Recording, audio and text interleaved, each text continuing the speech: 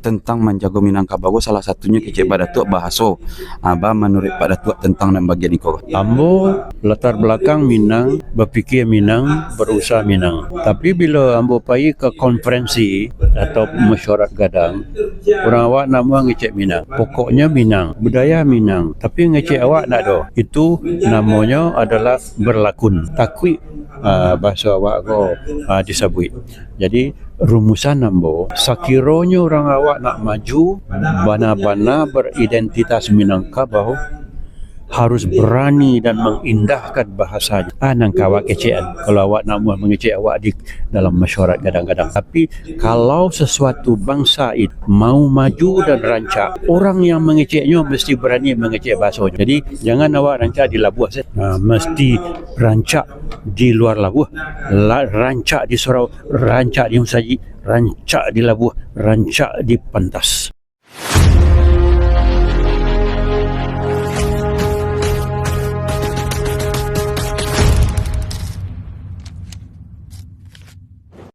Tadi kan ada sebuah wawancara yang melakukan dengan salah seorang tokoh Minangkabau yang hari ko berada di Malaysia, gadang di Malaysia, dan kemudian menjadi pejabat di situ. Beliau mengatakan bahwa di wawancara tadi itu mengatakan bahwa orang Minang jadi Minang ketika dibuat acara Minang khusus orang Minang tapi tidak bahasa Minang. Aku kecek beliau. Berarti tersambung cerita lama bahwa kecek apa orang Minang tu akan tetap jadi orang Minang kalau nyoba bahasa Minang. Apa pendapat Pak tentang wawancara nan tadi lah Pak Caliak tadi tah? Orang Minang membuat acara Minang tapi tidak bahasa Minang. Fenomena aku Pak. Orang bahasa Minang banyak alasannya. Pertama karena inyo berkomunikasi jo orang Minang. Kalau jo orang ndak Minang nyo berkomunikasi, ada kemungkinan inyo ndak pandai bahasa dan lain, kan bisa seperti itu. Tetapi pilihan bahasa itu sebenarnya pilihan jo terhadap sikap seseorang.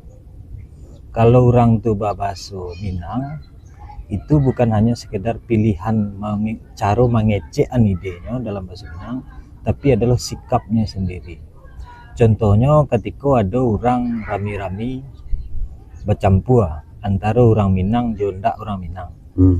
Ketika awak memakai bahasa Minang, otomatis orang yang ndak ngerti bahasa Minang nyo terintimidasi sekali. Ndak bisa nyo tersisih sekali itu dari itu. Nah, itu sikap yang bermaksud tu. Lalu ketika orang Minang bahasa di Minang di kampungnya, inyo bahasa Minang, itulah bahasa kesehariannya dan cara hidupnya itu. Tetapi ada juga orang Minang bersobok di kantor sesama orang Minang, tapi sama-sama pejabat. Dan di acara formal, ini tentu bahasa Indonesia. Itu sikapnya artinya mempertahankan formalitas daripada jabatannya dan acaranya. Nah, ketika di awak baraja di sekolah pun begitu. Ketika pengantarnya bahasa Indonesia, lah lama cerita kok pindah ke bahasa Minang lah. Karena itu yang rasanya lebih cocok, lebih mendalam dan lebih mewakili hasrat yang ingin disampaikan. Nah, tetapi ada juga persoalan lain, memilih bahasa lain untuk mengintimidasi orang Minang sendiri.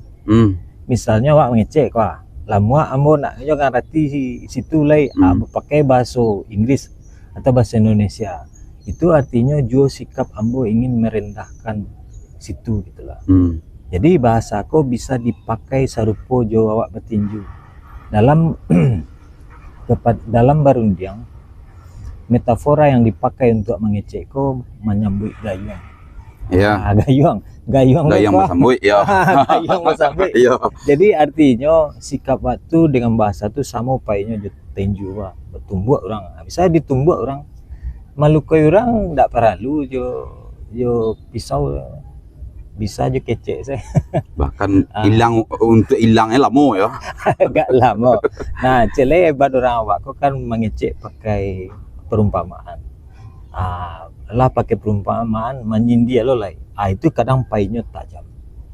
Nah, jika awak lah ndak ngerti lagi menggunakan bahasa Minang dan metaforis perumpamaan dan lain-lain itu, bisa jadi awak ndak tahu lain Minang tuh gitu lah. Hmm. Jadi sepakat ambo jo kecek Tan Sri itu cara berpikir aku ndak Minang lain.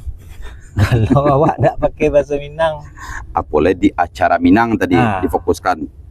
Walaupun tadi kecek Pak, bisa saja di acara formal yang mungkin ada di situ orang yang non Minang, mangko diambillah sikap diplomatis dengan bahasa yang kemudian lebih mudah dimengerti umum.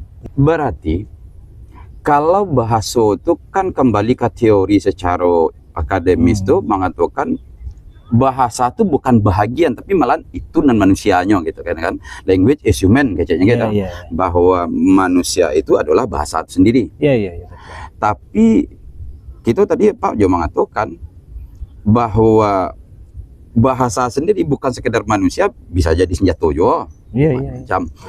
Tapi di Minangkabau salah satu keahlian utama itu kan di bahasa tuh. Di bahasa tuh ya betul. Nah, dan apapun di awal dari dulu kita sepakat bahwa ketika orang Minang tidak lay bahasa Minang. Aku kasusnya kan.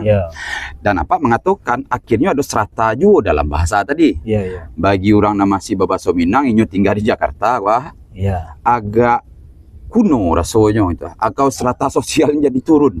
Tapi kok lah sudah dirantau bahasa Minang lagi kita. Sehingga bahasa Minang akhirnya pada generasi kedua bagi orang merantau akhirnya turun.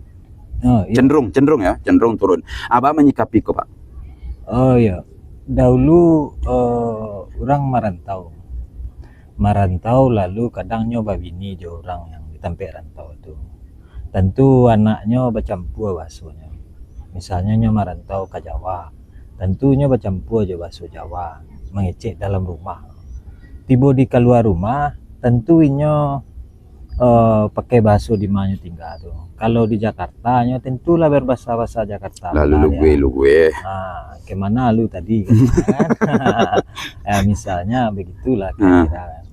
Nah, itu namanya efek sosial dari bahasa. Tadi kan Wak bicara identitas bahasa, cara berpikir.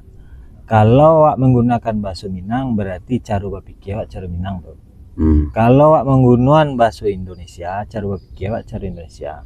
Kalau Wak mengecek dalam bahasa Inggris, otomatis cara berpikir Wak sebenarnya bisa cara orang Inggris. Nah, misalnya ketika Wak sabui minum pagi, minum kok kan gitu ya. Minum tuh artinya bisa jadi minum kopi, beko nanta bayang diko kopi, goreng pisang atau buah sambal, buah sambal atau campadi gitu ya. Sementara kalau disebutnya breakfast itu berbeda tuh bentuknya dan tampil pun berbeda tuh. Breakfast kok bisa dete kasua. Bisa lo dete iya. Lama-lama tapi bisa itu. Tapi kalau sebut minum ada tampil di rumah atau di lapau. Nah, ketika orang kola bercampur tentunya kealamiannya multilingual, tidak cie bahasanya. Tapi pertanyaannya apakah apaknya berbahasa Indonesia jo anaknya yang keturunan Minang tadi atau bahasa Minangnya? Pilihan itu tuh penting. Ada orang yang lahir di Jawa, di rantau. Di dalam rumahnya tetap nyoba bahasa Minang. Walaupun induknya orang lain, tapi nya tetap apaknya menurunkan bahasa Minang. Contoh nan paling rancak itu ada di pembicara MDN tuh namanya, nya lahir di Amerika, kadang di Amerika, tapi di rumahnya bahasa Minang dan pandai cara-cara masak Minang, menari Minang, main musik Minang. Artinya penanaman jati diri di awal itu kan dari rumah. Kalau inyolah dari ketek tidak diajar bahasa Minang, maka yang Wak tanam ke dirinya itu adalah jati diri dan bukan bahasa Minang. Cara malie, termasuk juga makanan, termasuk juga rasa juga basa-basi. Misalnya ada tamu tiba, salam lu nak, tuh mama dah. Iko anduang yang mah, itu kan bahasa Minang. Anduang apa pula bahasa Inggrisnya itu kan susah mencarinya itu. Berarti ketika dia tidak mengajarkan bahasa Minang, artinya dia tidak mengajarkan konsepsi Minang, cara berpikir orang Minang. Andung itu apa tuh ya? Ketika dia bertanya itu, andung itu maksudnya ini. Ma adang itu apa tuh? Ini kok bapak, ini kok mama, kok tidak om? Ketika itu tentu terjadi transmisi nilai-nilai Minang. Tapi ketika dia tidak menggunakan bahasa Minang, keluarganya yang andung tadi, saya dapat nih andung itu apa itu? Iya, iya. Apalagi disebut kepundung, mana kepundung itu? Kan tidak tahu pula dia. Iya. Nah, kira-kira begitu. Saya kira Tan Sri juga pernah dulu waktu di Melbourne tahun 2018 juga mengingatkan itu. Tan Sri juga berbahasa Minang, sementara orang lain berbahasa Indonesia. Ya. Walaupun Iko di daerah yang sama sekali tidak ledake dengan Minangnya sendiri ya, di Melbourne kan? Iya, di Melbourne. Ya. Tetap mempertahankan dan ini mengatakan seakan-akan mengatakan ambo orang Minang. Iya. Dengan bahasa Minangnya. Iya.